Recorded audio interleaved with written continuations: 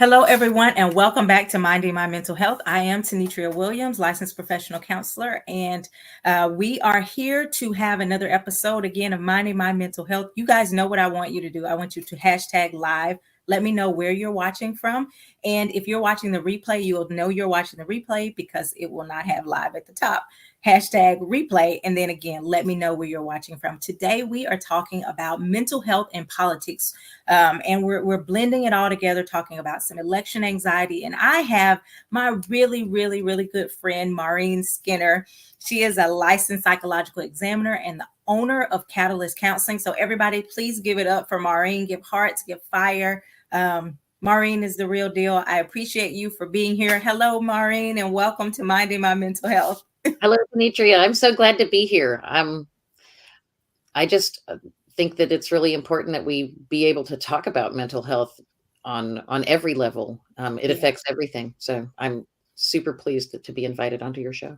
Well, thank you. Our goal here is to not only tear down the stigma of mental health, but also bring awareness about different things that people may not understand, go under the umbrella of our mental health and taking care of our mental health. And we know we are in election season. Woohoo! Right. Yay.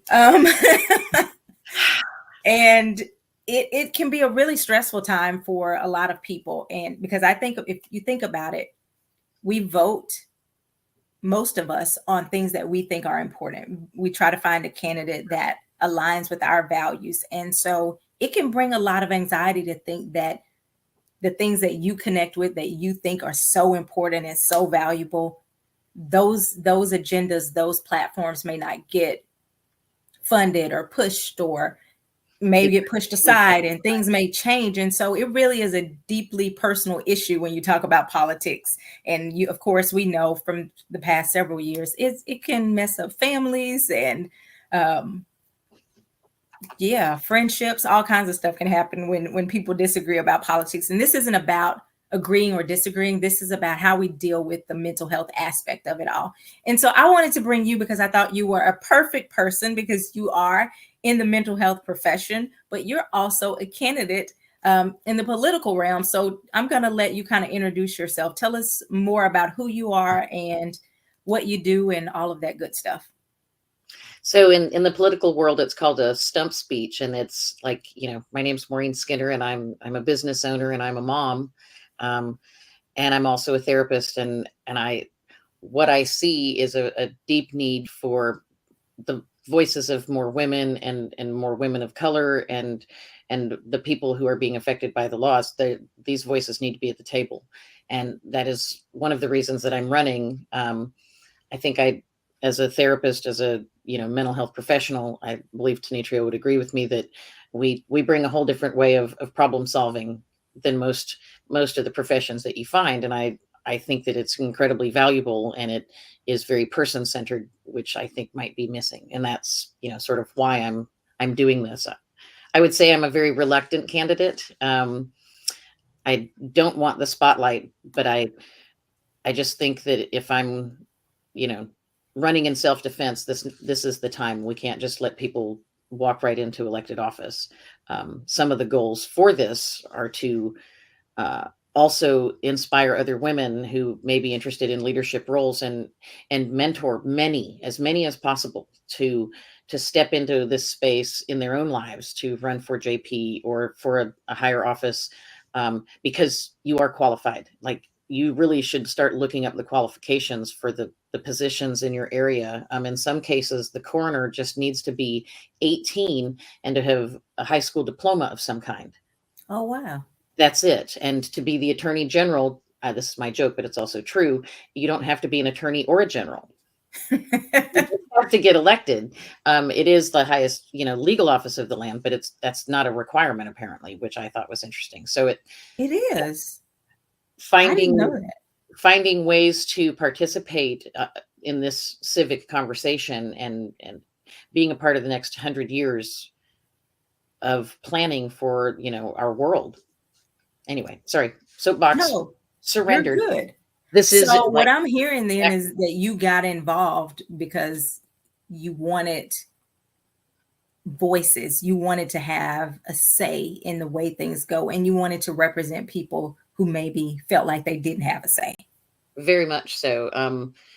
In my job, I work with a lot of people from the queer community, and this is a huge issue. There's lots of folks that are terrified their rights are being stripped from them.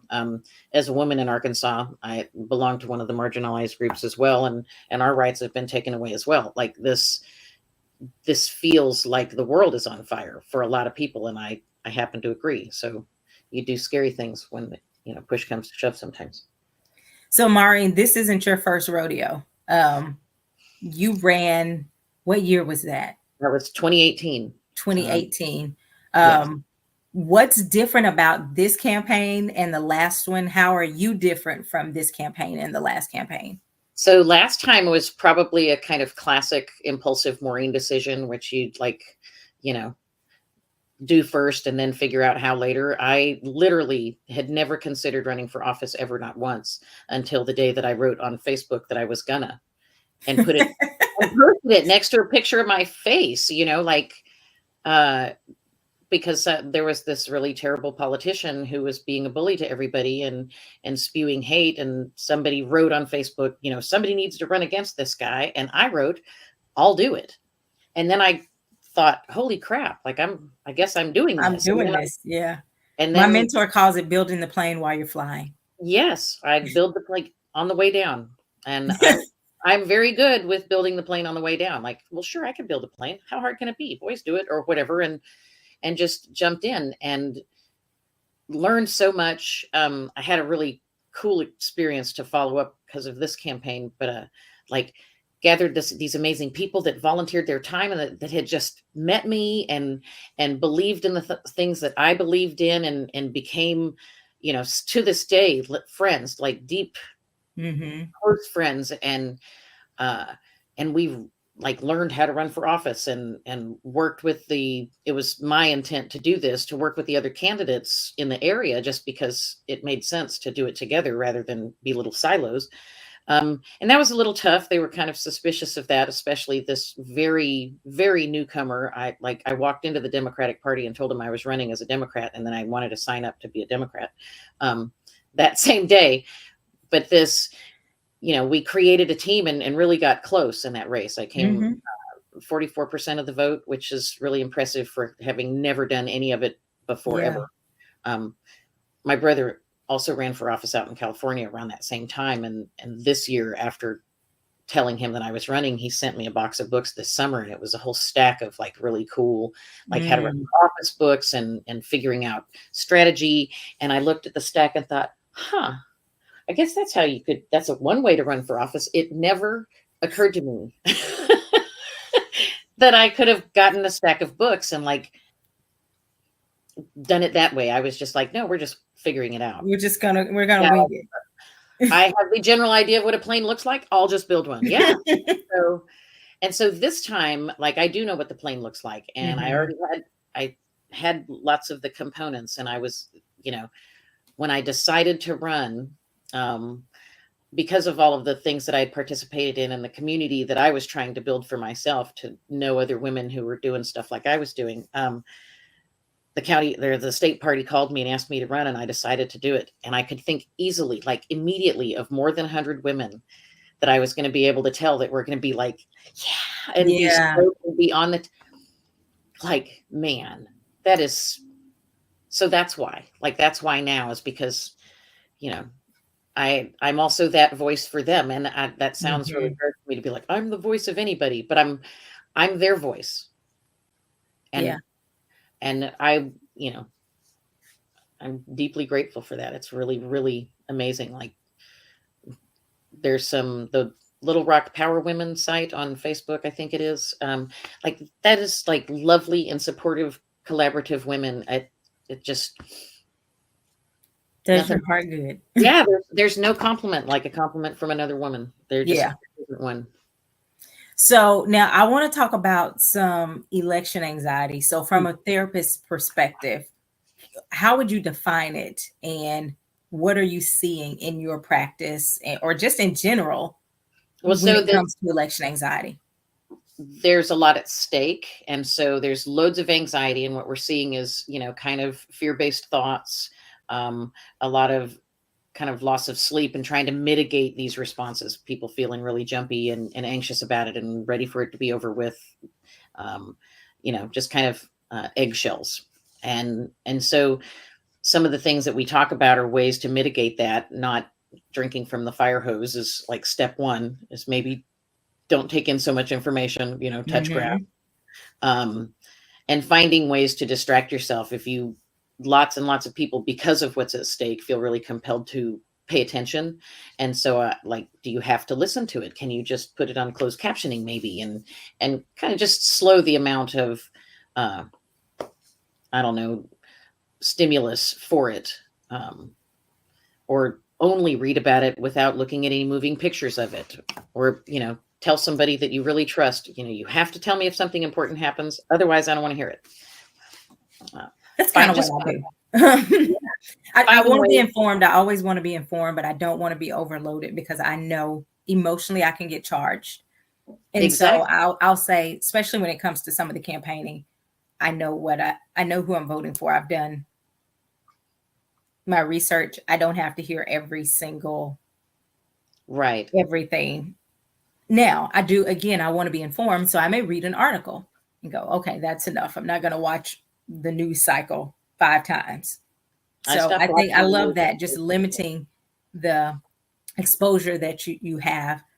What are some things that you do to help manage stress in this time? Because you're running, so I'm sure that part is stressful. Tell us about that stress, and then how you deal with the stress from that as well. So for me personally, the biggest stress is trying to keep track of all of it, which sounds pretty flippant, but I don't want to let anybody down. And I have all of these things that I'm doing, or I don't say supposed to be doing, that I've chosen to do or participate in. And I want very much to do a good job of running for office and be responsible and, accountable for all of the things that I've agreed to do or want to do, or have people I've talked to. And that's a lot. And so that's probably my largest anxiety, is that I'm letting somebody down somewhere. Okay. We're going to have an after counseling session after this. Right? Oh, I assure you, I know exactly where that comes from. So I think so much political news can be hard on us. What are some practical strategies besides limiting that you think we could do to kind of protect our mental health in this climate? So, your brain can only think one thought at a time, even if they're going really, really fast. And so, like, the ways that I handle mine, I change my environment very significantly. I work from home, and so it would be very easy for me to be kind of stuck in work mode. But when I'm done with work, I get up and I go out of the room. I might even go change clothes, to change my mind, kind of concept. I created a garden for myself that I garden in regularly on purpose. Like, watering takes a specific amount of time. You can't just do it kind of, because it kills plants. I have to stand there and be still.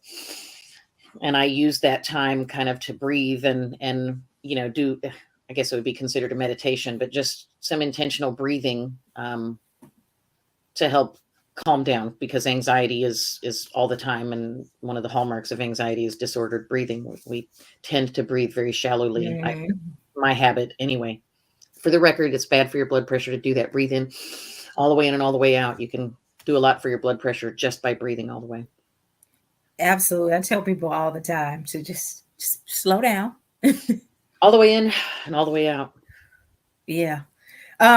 What resources would you say are out there for people who are struggling with, again, some of this anxiety from the political climate? So starting with, obviously, your therapist, if you don't have one, and if, costs are prohibitive. I know here in Arkansas, we've got a lot of intern level therapists that are being supervised by somebody who is qualified. They're offering like pro bono services. And so, a lot of times therapy is just 1 or 2 sessions, and you learn some coping skills and can move on and handle it yourself. And sometimes it lasts longer, but there's a lot of options. I know on my website, I keep a list of other folks that I refer to, just because, I might not be a good fit for everyone, and they or I may not be able to see them because I'm busy. So utilizing those resources, definitely like support online, finding other people that think like you do a little bit, that can kind of commiserate with, like, yes, Yeah. it's anxiety inducing, and and are you registered to vote? Right, that part. Do you have a voting plan? Can we get you to the polls? Like that's, Mhm. and a lot of that, you know, volunteering for a campaign can even be something as simple as just commenting on posts that you like. Mhm. And it is doing something about what's going on, and that can be very helpful. And so I think that, being active and part of the process, whether it's something small or even something big, like running for office, can help reduce some of that anxiety, because you're doing something about how you feel. So that leads to, I guess, kind of my next question. Two things. How can someone who says, I really actually want to be a part of this process, maybe not run for office, but I want to do something, but I also don't want to be overloaded with So all of that. What advice? work on a campaign, find a campaign of somebody who has, shares some of your values, and volunteer for the campaign. Um, Having done 2 campaigns now without any prior volunteering, it's a huge difference to have participated in any part of the process. Hmm. When we talk about numbers and when we talk about strategy, I know what we're talking about. And last time we were just winging it. It was good. We built a very nice plane. But it Was a was nice really, plan. it was a very interesting plane. It was like, what kind of plane is that? But yeah, so this getting involved in a campaign, even on a small level, they can volunteer peripherally. Hmm. Yeah, even there are even paid positions on some campaigns. A lot of the canvassing can be done where you can be introduced and be around people. Go to meetings. There's of groups that support the kind of things that are important to you. The NAACP is a fantastic organization that doesn't have near enough members, and I think dues are like $30 a year. They're Yeah. almost nothing. And the NAACP does a lot of work in, in Conway, in my community, in support of the Uh-oh. Are you with us? that is. Yep, I am. I don't know what Okay, happened. there you go. You went out for just a second. You said NAACP does a lot of work in Conway. They do a lot of work in Conway, supporting legal efforts for folks that are needing that. Oh. Mhm. Because we've had some racist activities, and my friend Tracy and I discovered that there aren't any hate crime laws here. The only thing that's covered from hate crime is religion. Oh, wow. I didn't know that. Isn't that fascinating? I'm So not surprised by that. I just didn't know it.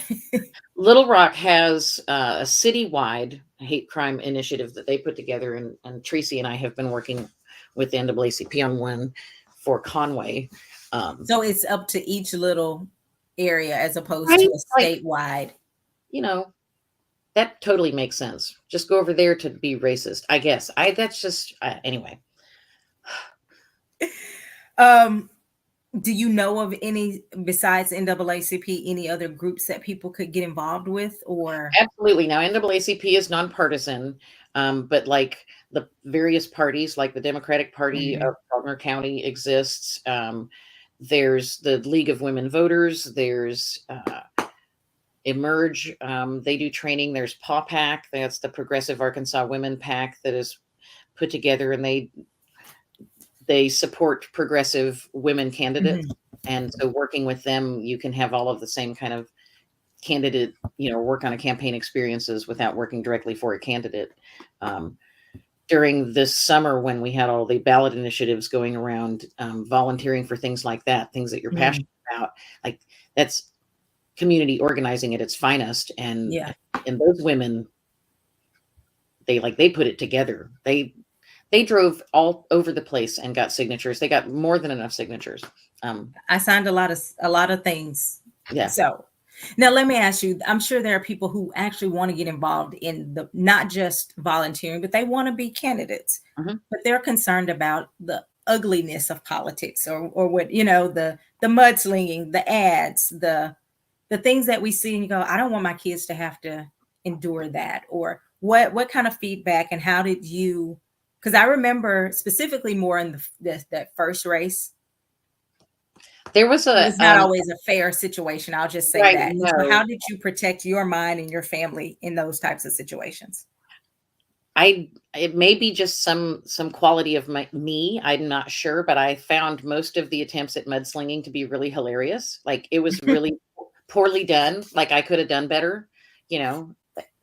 Seriously, like, it was like, "Oh, come on." Like, do you not have anybody that knows how to look on the internet? I've done way more dumb stuff than that. Like, you know, it was just really funny to see, and trying for me, I kept trying to remember, because it was easy. It was an easy target to go after Mm, him. Is that that's not the point. I'm not running against him. I'm trying to run for office. I said I would mm, run against him, but what I learned is that I needed to run for the office, because running yeah. against him is, you know, it's like teaching a pig to play the guitar. It wastes your time and annoys the pig. So, what about your clinical training? What skills from your clinical training did you bring into your political kind of ideology and also just your political way of handling all of the stuff that had to do with the campaign?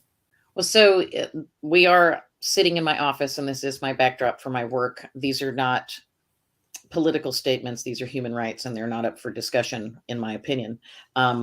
So this, I don't think that, you know, that's ever should be legislated, which it currently is. Um, but as far as like the clinical skills, having the steadiness, knowing what I know about myself, and knowing, you know, what it feels like when I'm stressed and when I'm, you know, reaching my limit, those kinds of things. A lot of self knowledge of like, hey, I'm not sleeping very good. I need to address that. Am I making sure that Mhm. I'm controlling all the controllables, drinking water, eating food, getting sleep, you know, having downtime? Yeah. That's a big one. That's the hardest one. At the 30-day mark, I went to a meeting with some other candidates, and one of my lovely young friends, Andrew Cade Eberly. He's this brilliant young former military guy who knows more about policy. It's absolutely mind-boggling. But he was like, "All right, now it's time to, you thought we were doing a lot before. It's time to crank it up. We'll sleep when we're dead." And I'm like, "Oh, no, no, no. I'm landing this plane, not crashing it. Mm. 'Cause I'm not speeding up. I already I got a rhythm. I need to stay, steady on the course. This is where I'm at. You know, I'm just going to keep moving forward, because ramping it up seems like a good way to burn out pretty well, and Yeah. in NASCAR, if you run out of gas before the final lap, you lose. Like, it's just a thing.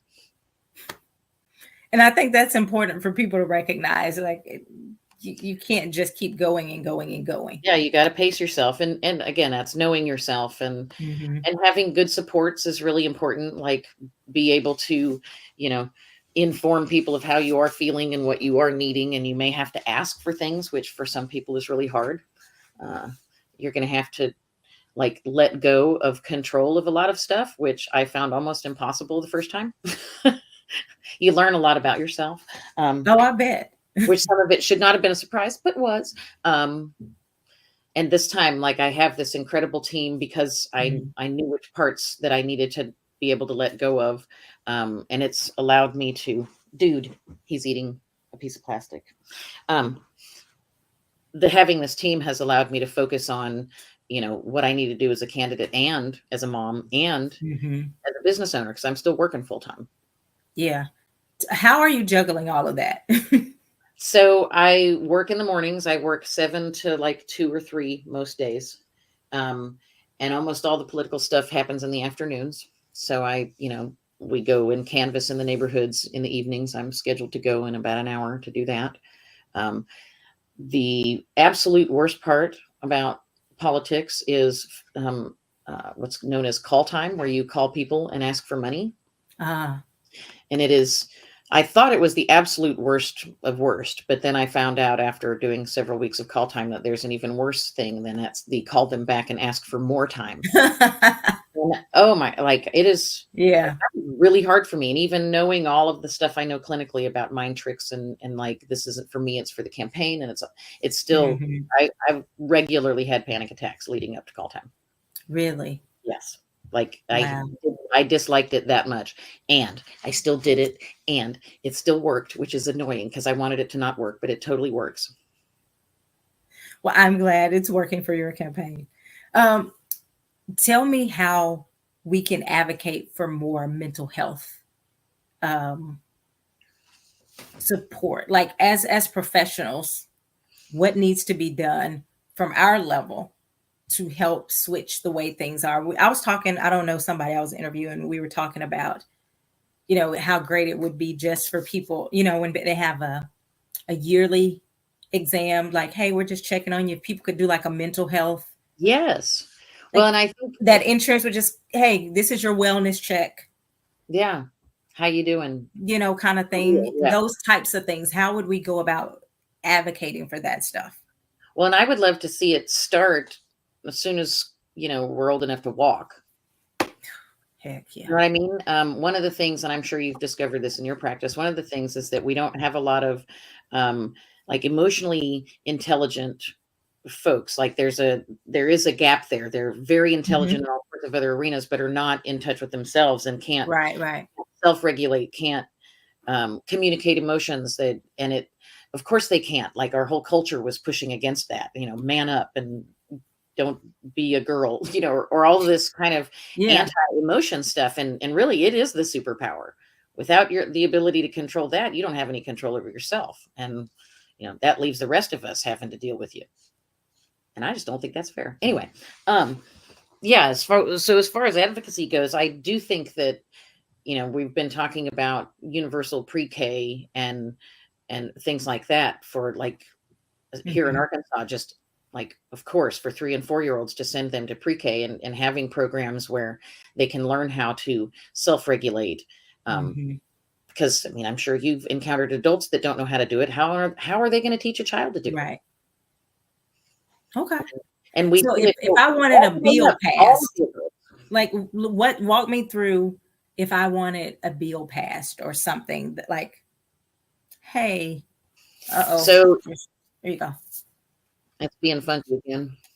So in order to get a bill passed, you would need to, write it with the language, and get it approved. There's a very multi-step process for that, but then it would go, you know, before committee, and that would be in this case like the healthcare type folks, Mhm. and they would, decide on whether to send it on, and then it would get voted on, and that would be how it would pass. They usually send it back for language, or if they hate it, if it's, all sorts of reasons, they can just Right. dislike it intensely.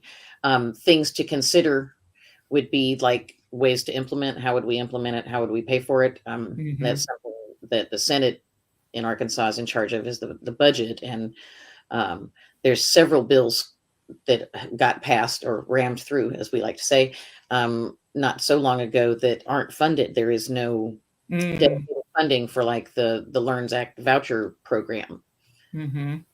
which doesn't seem, I don't know, as a business owner, this seems like bad business, just saying.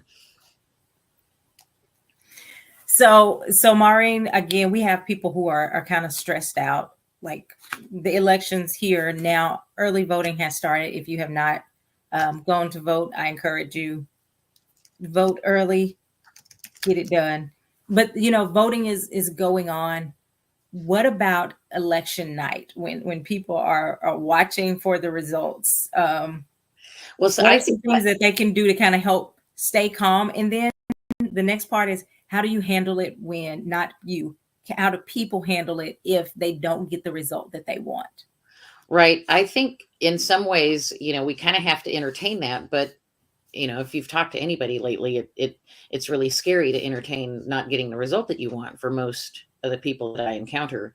And so, you don't want to encourage folks to like scare themselves over and over again by, thinking about the possibility of that. Um, but maybe so, think more about like, how do I want to be, how am I going to take care of myself in this moment? Mhm. And what are some things I know about that soothe me, watching or not watching, Yeah. that's going to have to come down to the very, clear decision. I've watched a lot of horrible races that I cried after, after seeing my candidate not win. Hmm. Far too many, as far as I'm concerned. Like this, it's been a not cool streak. Yeah.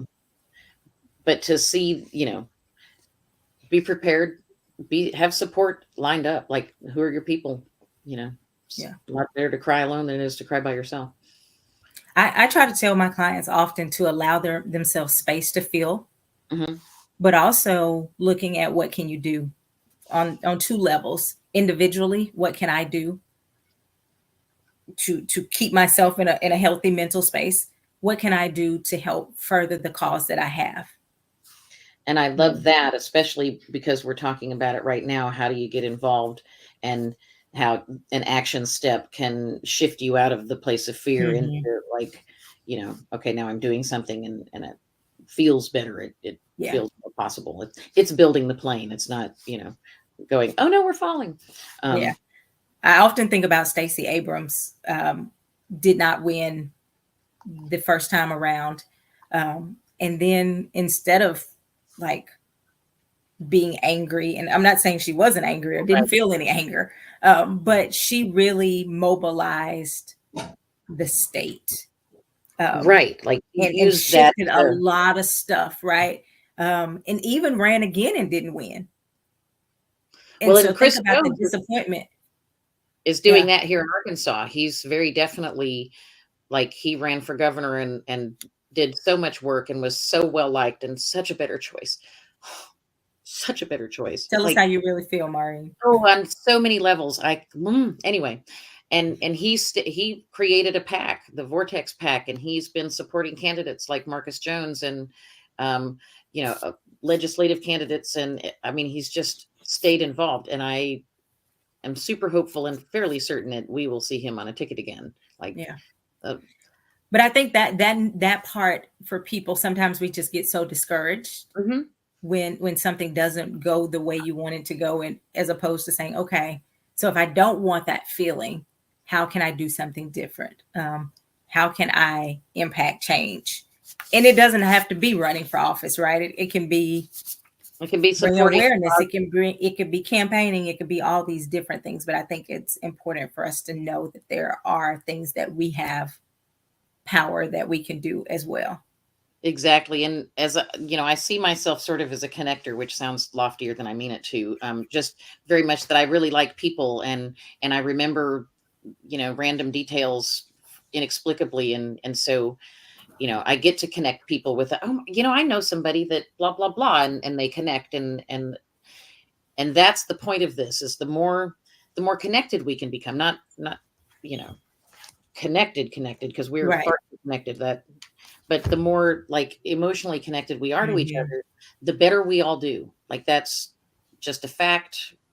You know, if we're greeted with kindness, we tend to respond with kindness. We've been siloed in a lot of spaces, and so we're all kind of frilled lizards, on attack most of the time. Yeah. Um, and so if we can connect on that level, we can make a difference. We can make the net work, and maybe everyone can have a chance instead of just a couple of people. Now, Mari, obviously, I have to ask about being a woman in this race. What has it been like to run as a woman? I don't know, what it's like to run as a man, but you know what I'm saying. Like, how has gender impacted the race? I want you to kind of speak to that a little bit. So that's been pretty fascinating. The first time I ran, this amazing human named BJ Abrams, decided that she was going to give me some, like, advice and counsel on how to run for office. Best thing ever. And she decided, after meeting with me and asking me some questions, that we would cut my hair, which was long, and dye it brown because it was purple. And it still is purple. Um, and I laughed and I said, no, I'm not going to be cutting or dyeing my hair. Like, this is the hair that I like. I'm going to keep it. And she pushed a little bit and then decided not to. And then a couple hours later texted me and said, I figured it out. We'll get you a wig. And I texted back, you'd be even likelier to get me to cut and dye my hair than you would be to get me in a wig, but thank you. Like, I think it'll be okay.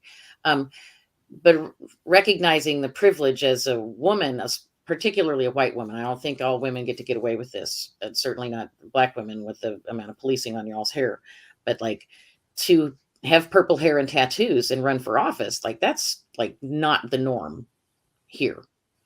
Have you gotten pushback from it? Have you heard any? No, almost none. Mm. Right? I mean, how weird, right? Isn't that weird? That's weird. But over and over again, when, you know, I've laughed and said I might not look like what you would expect a typical mom to look like, or a typical business owner. And I said, or a typical therapist. Wait a minute, maybe that, maybe that I probably do look a little typical, but you know, this idea, this privilege that I have of being able to have weird hair and tattoos and step into this space that has traditionally been kind of reserved for a whole specific set of folks that look very different from me. Mm-hmm. You know, and not getting hardly any, I mean, unless somebody just didn't tell me, hardly any pushback.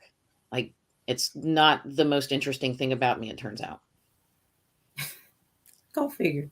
And I think that it's been I know as a business owner, it's been very inspirational. I've had students tell me this when I got to participate at UCA with Kayla Gowan's like graduating classes.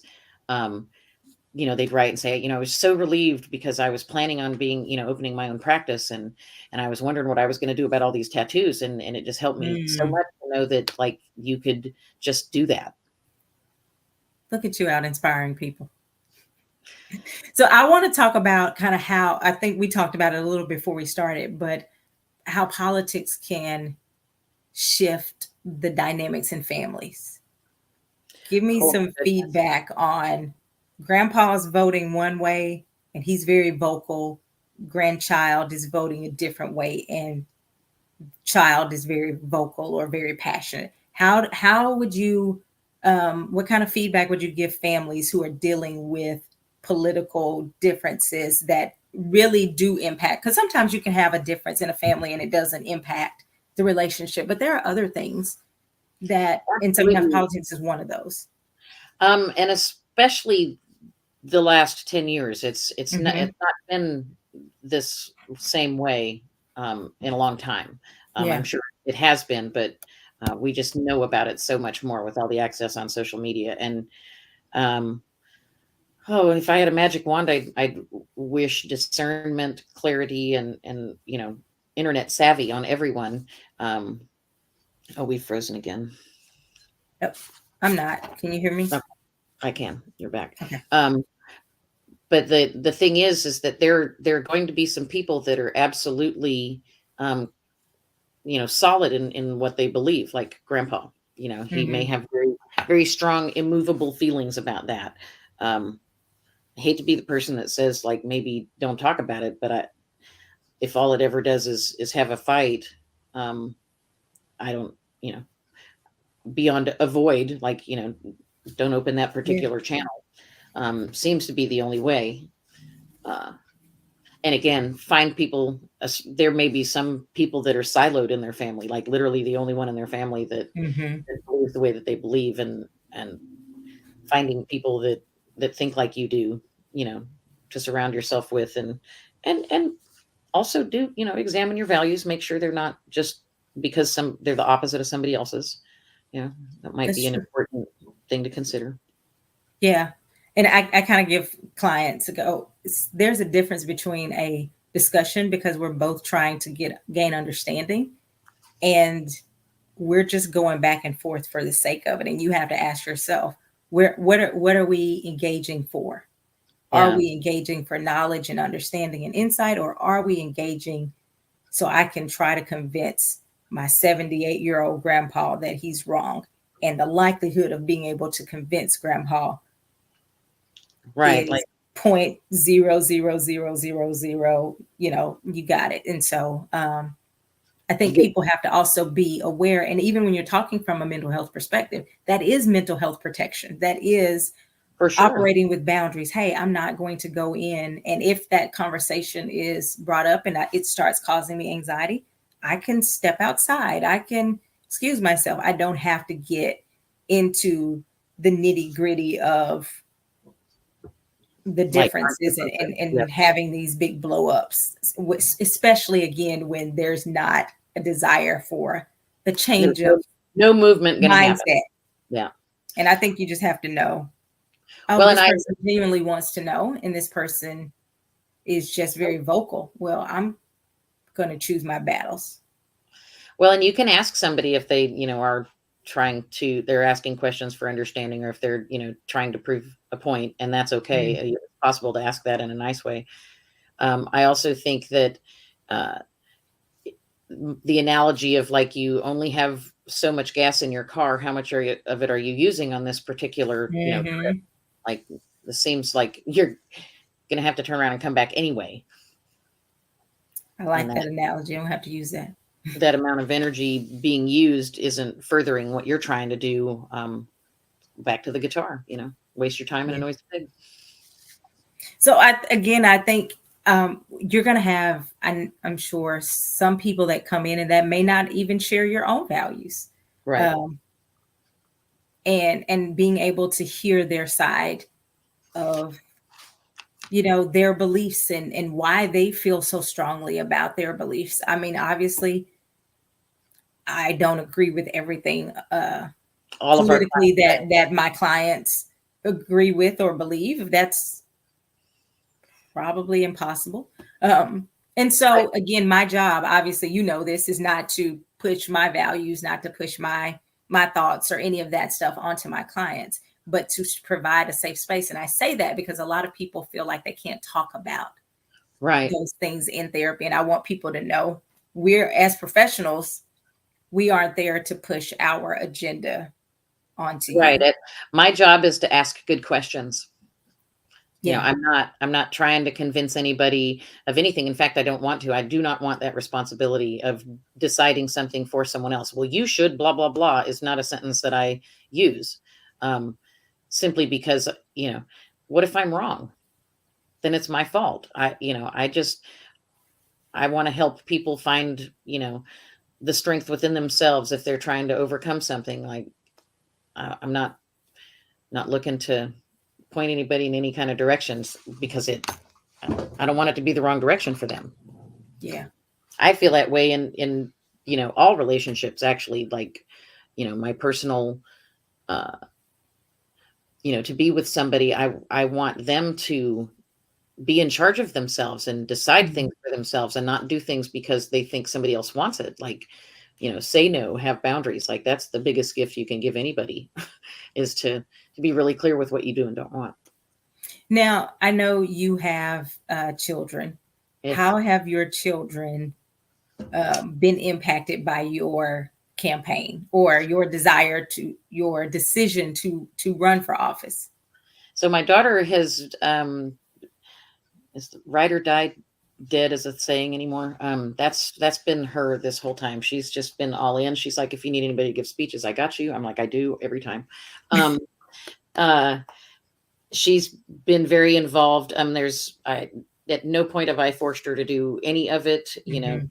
This season she is not liking canvassing. She hasn't done any of it. Previously did phone banking and all sorts of interesting tasks. But she likes it. She's really proud of me, which is a really amazing feeling to know that she thinks that I'm doing a good job, and like that's huge. That is. My son is really proud of me. He doesn't want to be involved at all. He's like, very different. Yeah.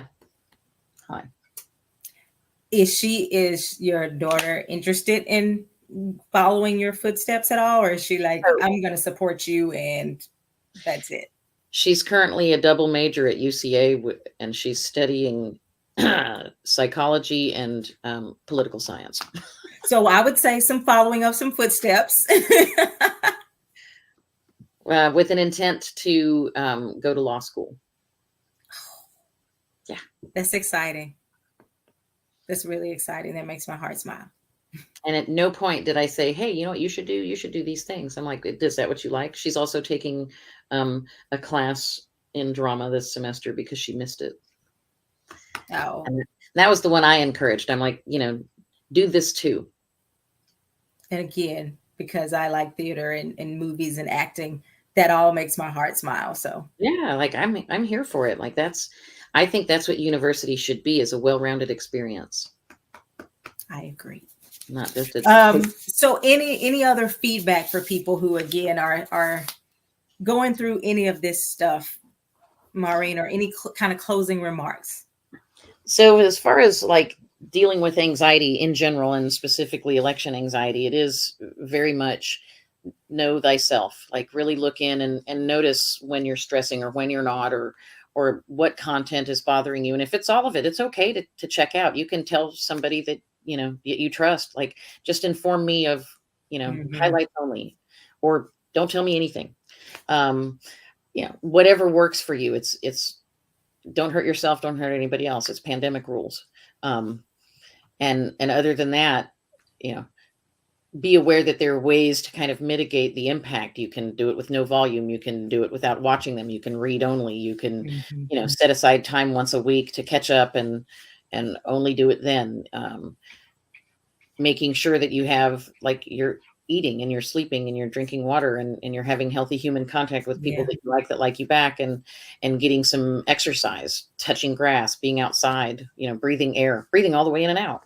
Um, all of these sorts of things, that kind of constitutes mindfulness, right? Just paying attention to what Mhm. you're doing, um, and practice it, as often as you possibly can. Make it part of your routine, like brushing your teeth twice a day or something like that. Just make sure that you're kind of taking really good care of yourself, like a sports injury, but worse. So yes, I have a question. Yeah. Let's say we get the election results, you've won. What happens to the practice? Okay, so interestingly enough, the legislature in Arkansas is a part-time gig. It's only the first few months of the year, because it's very known that I am doing this. The clients that do ask, I don't talk about running for office except as it relates to how it would affect treatment. Mhm. Um, Right. and so there will be some that will be, graduating, as it were, into more of a maintenance position. I'm going to move most of my calendar to the evening, and just kind of condense it. Do Um, both of those things. Okay. right. And so there'll be fewer clients and fewer hours worked, but I'm not going to close it or, abandon ship. There. Well, the world is happy to hear that. We need good clinicians all around, and you are one of the best. Award winning. I see all the post about number one in Conway and all of this good stuff. So continue to do great work. Obviously, hoping that the campaign is a huge success and all of that good stuff. I've been telling everybody who's eligible that I know, you know, over Vote, Maureen. vote, vote, and make a voting plan. Take your friends to vote. Check and see if they voted. Hassle them. It's, for a lot of folks, it may be life or death. I know that sounds like hyperbole, but I don't think it is. Well, it is, I think, a very important election, and it's one of those that we don't want to just take lightly. Yeah, we can't be complacent. There's too much at stake, and and doing something about it, as opposed to waiting for something bad to happen, feels a lot better. Mhm. Yeah. And I think, again, when it comes to mental health, I want us to talk about all the things, not just because our life, really, everything, it kind of revolves around mental health, in my opinion. Well, mental health is the root of all health. Right. And so I'm just like, if you're stressed out about the election, we need to talk about it. For Let's sure. talk about a game plan. Let's talk about how to deal with that. I can remember after a specific election, I won't go into it, but I remember clients coming in literally crying on the couch. Absolutely. Some started to relive trauma because of the results. Um, Yeah. some were That's just, very real. it was a big deal, right? And so as a clinician, I was like, I want people to be aware of what it looks like, that it's real, and that they're not just being extra, but Right. also I want people to There's have no skills that shame. they can start to self-regulate and learn how to cope in a healthy, effective way. So Yeah, that's why I there's did it. And again, I thought you would be a great asset, and you are. So I appreciate you once again for coming. Now, if people want to contact you, learn more about your campaign, learn more about your counseling practice, how can people reach you? So the counseling practice is catalystconway.com. And there's a list of resources down at the bottom of my website of other therapists and counselors and other resources. I try to keep a list of that because I'm probably not the perfect therapist for everybody, right? I also, for the campaign, it's MaureenForArkansas.org. I have to think about it every time. There's a phone number too. I want to see if I can pull that one out. 501-497-9. No, I can't do it. I can't remember. Look it up on the website. So give us those websites one more time. There's catalystconway.com and MaureenForArkansas.org. There's Facebook pages and Instagram pages for both of them. I'm less internet engaged from the counseling side, just simply because the Senate thing is popping. There exists a TikTok I'm going to tell on myself.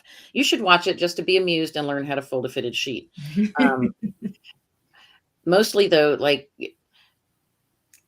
make a plan. I think that Demetria makes a very good point. Like, recognize that you may be feeling something and go ahead and plan for it. Like, plan to, have your favorite cat or your favorite hoodie or your favorite, blanket and a comfort item of some kind, and take a minute. Grief is grief, and that's how that works.